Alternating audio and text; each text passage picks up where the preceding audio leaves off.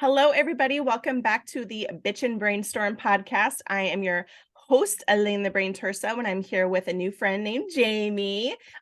Jamie is going to be part of our Elevate Your Customer Experience Summit happening on July 12th, 2023. So I wanted to bring Jamie into the conversation and kind of we're going to give you a little taste test of what you can expect during this conversation. And by the way, I'm not going to, sorry, not sorry, we're going to be talking tech because we're going to geek out over that. So if that's not your jam, so sorry. So Jamie, will you take a moment and tell everybody a little bit about who you are and what you do? Yes, absolutely. Thanks for the opportunity, Elaine. I love what you're doing. My name's Jamie Milam. And I am a multi-passionate entrepreneur. I'm a realtor. I'm also a business alignment coach. And then I also manage some Airbnb properties that I have. Tech, listen, if tech's not your jam, I can tell you what is your jam. Your jam is getting back more time into your day because of the systems and the automation with the leverage that they can provide. So I even speak regularly. I've got a presentation called Systems Are Sexy because most people think systems aren't sexy. That word doesn't sound a lot of fun, but I'll tell you, the time that you get back, that's sexy, my friends. Hell yes. What is your favorite system? Overall, gosh, I love Zapier. ClickUp is like my jam. ClickUp is like Trello and Asana because I can integrate in my virtual assistants and automatically have tasks transferred to them. We use that as a central communication hub. I've got a copywriter that the only way I communicate with her is through ClickUp. Everything is done with such automation that I usually spend maybe 10 minutes a week communicating with her. Now, granted, she's a great assistant, so she's nailing it, right? The other piece of tech that I'm absolutely loving right now is ChatGPT. Who's not talking about it?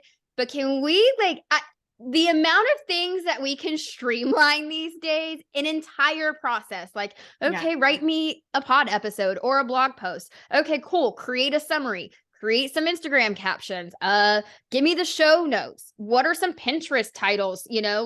All of the things done in 30 minutes in the background while I'm doing my other stuff. I know. Right now, while I'm on this episode with you, I've got ChatGPT working in the background. I love it. Same, 100%. It was very helpful in me okay, I'm going to be planning a summit. This is my title. This is what I want to talk about, yada, yada, yada. And it was like, okay, these are the 4 panels you need. And I'm like, how did it know? How did it know that that was exactly what I wanted? And it everything, it was perfect. I was like, how? It's just amazing. And I'm excited, but also a little concerned, talking about, AI and stuff, about some of the potential regulations that the government may be trying to bring in, because of course, whenever something cool comes out, somebody has to ruin it for the rest of us and use it for evil. And so I'm wondering, I know I've heard about people using voice clonings to, and the thing I heard was families need to have a safe word, right? If someone calls and says something and you're like, that sounds fishy, to have a code word or something like that for your family so that they know that it's you, because that's so scary. And that's the thing is, I think that with anything, that comes around, no matter what it is in our day-to-day, if it's personal or professional, it always, for me, comes down to awareness. Hence, alignment is my thing with my coaching clients, because it all boils down to having an awareness underneath. You have to have awareness to know even what systems to put into place, but you also have to use some common sense and awareness to recognize, does this sound off? The amount of people that don't know how to check an email to see, is there misspellings underneath?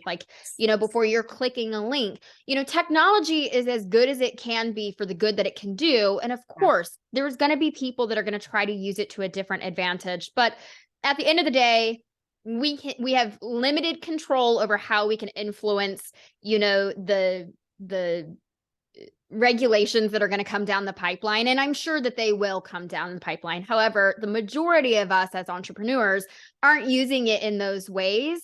And it can be scary. People have this fear based around, technology and automation, and I've got to have control over it, or AI, gosh, it has all these things, but there's so many amazing things that it can do. And the best part is the more that you use it, the more intuitive it becomes. So that's how Elaine's like, how did it know? I mean, I can put in transcripts of episodes and have it create a blog post in my own voice. So it is mimicking the things and the tonality that I use, which is fantastic. I mean, the amount of content that you can then put out for your clients, for your customer base, you can increase that and really pinpoint it. And, another sneak peek to the summit is I love analytics. I think analytics are going to show us where our best conversions are, where we should spend our best time, what our audience is really like enjoying from us. And when we can identify that, well, now we can go back and use some of these other tech tools that are at our fingertips to just really put more of it out there for them. At the end of the day, we're here to provide a service and to provide a value for our customer and client base. Even for our audience, those that, we're warming up that may eventually become a paying client, and they may not. But at the end of the day, if we know what they like, what they enjoy, what they want more of, why would we not want to provide that to them? Exactly. 100%. And I think, talking about analytics, I think is also really important, is because it tells us there's so much information that we can gather from that. Like, I love TikTok. TikTok isn't my jam, right? That's where I love to hang out and where I spend most of my time. But you can literally go in and drill down on a specific video and see how long did people watch this? Where did they fall off? So that okay, so here's something I could do to improve it for the next time, right? Everything is around the customer, 100%. We're trying to attract the customer. We're trying to add value to our customer. We're trying to educate our customer, entertain them, whatever that is. We have to be able to know what it is that they want. And we're only sometime trial and error. You got to figure that out. You're not going to know it right away. It's going to take some time. But the thing that I think is the most important, and I'm sure you'll agree with me on this, is the C word, consistency, right? You can't just try it once and say, oh, that didn't work. It's the Dyson vacuum cleaner, 5,000 prototypes that man made in order to get it perfect. So consistency is key. How do you feel about that?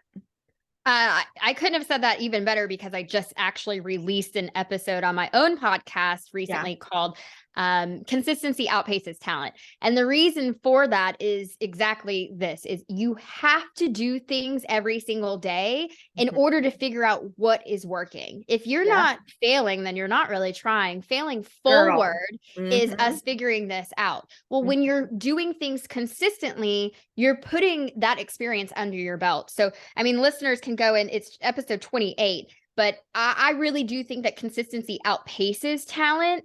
And whenever you're doing something consistently, and then you couple that with the intention to purposefully go in and look at those analytics, y'all, analytics creates awareness. Yes. Now we're not spinning our wheels, keep doing the thing that's not working. If you have a podcast, right, to find your audience or to connect with them, there's analytics to let you know, are they listening to the whole thing?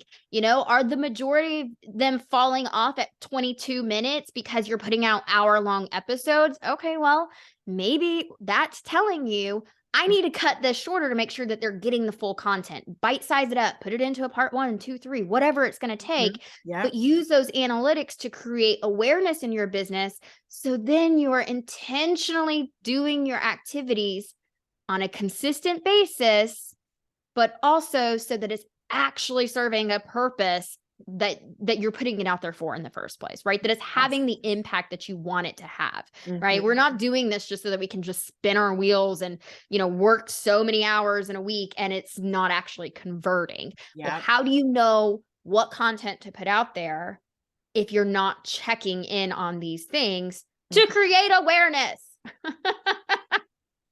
Girl, where's the mic drop? Like for real, because I think that that is so, so, so important is that, being intentional, having the awareness is okay. So you're going to put out a video. Why?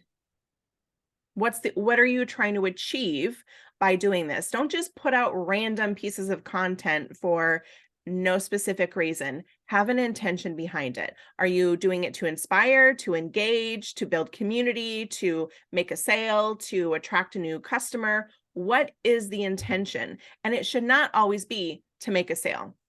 It has to be so much more than that. People don't want to be sold to online. They don't come to Facebook to be sold to. So if you're only posting sales, sale, buy this, buy that, you're going to be unfollowed very quickly because people, that's not why they go. So you have to figure out a way to like insert something. Like I love storytelling. So like I will tell a story and make it relatable to whatever it is that I may be able to help somebody with. And that requires the V word, vulnerability, is sometimes you have to like put yourself out there and share something about yourself so that you can become relatable and people like, oh my God, I had no idea. I thought you were perfect. No, human over here. So I keep a sticky note on my computer screen all the time, and it says, the things that go viral are the things that make people feel like they're not alone. yes. Heard that on a podcast episode, and it's just one of those things. Vulnerability is the key, right? Because people want connection, and also they want to know that you aren't so far, untouchable that they're intimidated to work with you. So bringing people into your world by connecting with them and coming from contribution and adding value, that's the way that you're going to get them to stay in your world. So I think that that's important. And like you said, it shouldn't always be about selling. That is it just feels gross. It does feel gross. It does feel gross, but it's also desperation and scarcity, and people can smell it a mile away. Yeah. And don't get me wrong, your content that is to add value and that is connecting, you can tie that back into whatever that service or product is that you offer. Because at the end of the day, your service and your product is still a reflection of you and your values. Yes. And so, I mean, there's time and time again that I'll post something about like my son and I going on vacation, but also will key in, I'm so glad that my business is running on the back end because of the systems that I have in place, right? Or the awareness that I had that I was going to go on vacation. So I prepped things in advance so that they could auto publish or whatever. And things are still running in on the back end, right? So it's like, I'll still sneak that in there because I know from the analytics that people will engage more with those personal photos and posts on my accounts anyways. And so I can still slip that into the messaging so it reminds people what I am and who I serve. Yeah, exactly. I just went to Paris for 2 weeks and did a whole thing about that, going like, because nobody died, right? Nobody's business crashed. Like everything went fine. I still made sales while I was gone, like literally because I had my business running on autopilot. But it was prep work, prepping it in advance, that I know this is what I'm going to be doing. So I want to make sure that XYZ is put into place. And I didn't want to be tied down to a computer while I'm enjoying Paris. And I wasn't. I think I had to open my laptop one time and like literally was like, oh, this is amazing. So so great. Technology for the win, y'all. If you are not using technology in your business, time to have a conversation. But I cannot wait to continue this conversation with you on our, during the panel about how to leverage technology for your business and using that to enhance your customer experience. So thank you so much for coming to chat with me today. And I cannot wait to continue this conversation because it's going to be so fire. I'm looking forward to it. Thank you so much again, Elaine. Yes. All right. We'll see you guys later.